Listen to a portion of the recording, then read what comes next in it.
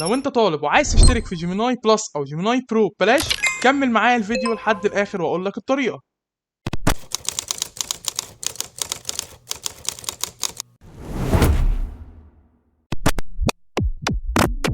طيب ازاي نشترك في العرض بتاع جيميناي برو او جيميناي بلس؟ اول حاجه بتفتح كروم تكتب ستودنت اوفر جيميناي، تمام؟ دي اول حاجه.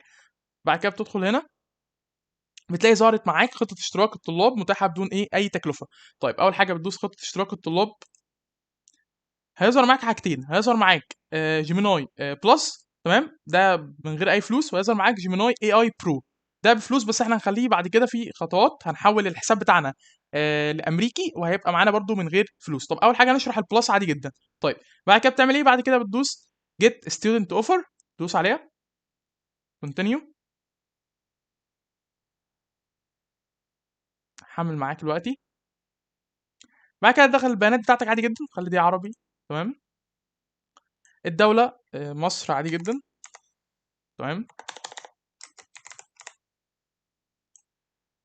الكليه بتاعتك، اسم الكليه، اي كليه انت فيها مثلا، نكتب مثلا اي كليه، مثلا نكتب هنا النهضه.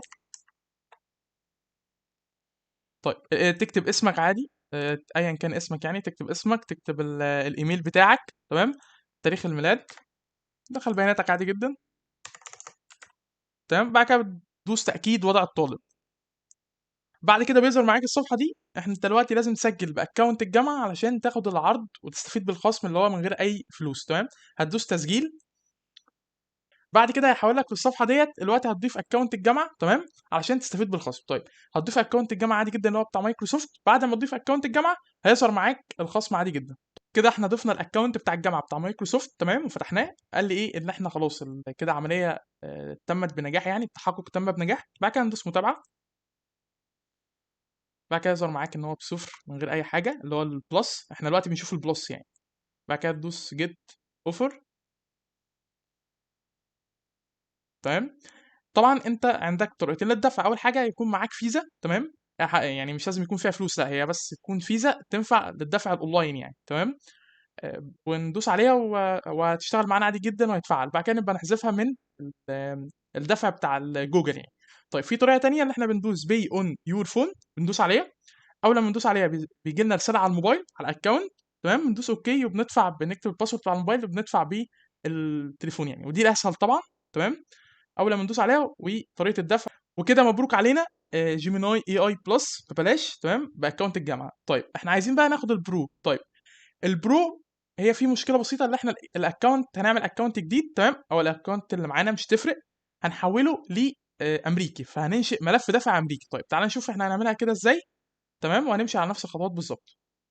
نيجي بقى عشان نشترك في البرو، ويظهر معايا برضو صفر من غير اي فلوس، تمام، بس هو كان ظاهر فلوس عشان لازم نحول الحساب امريكي اولا.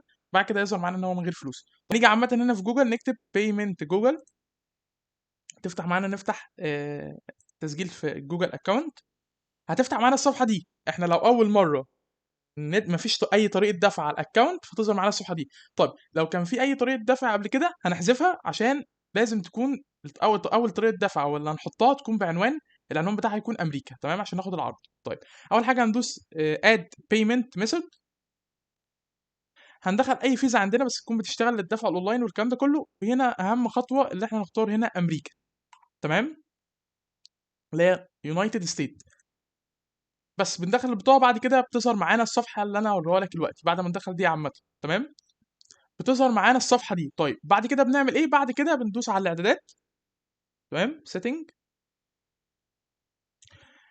هتلاقي ظهر معاك هنا العنوان امريكا. بس بعد كده بتروح ترجع للموقع اللي احنا كنا شغالين عليه، تمام. هتلاقي ظهرت معاك ان اللي هي من غير اي فلوس، هتدوس وتدفع سواء بالموبايل او الفيزا. كده انت استفدت بجيميناي برو، تمام. وعندك برضو البلس اللي هو المباشر على طول، بس لازم برضو تسجل باكونت الجامعه.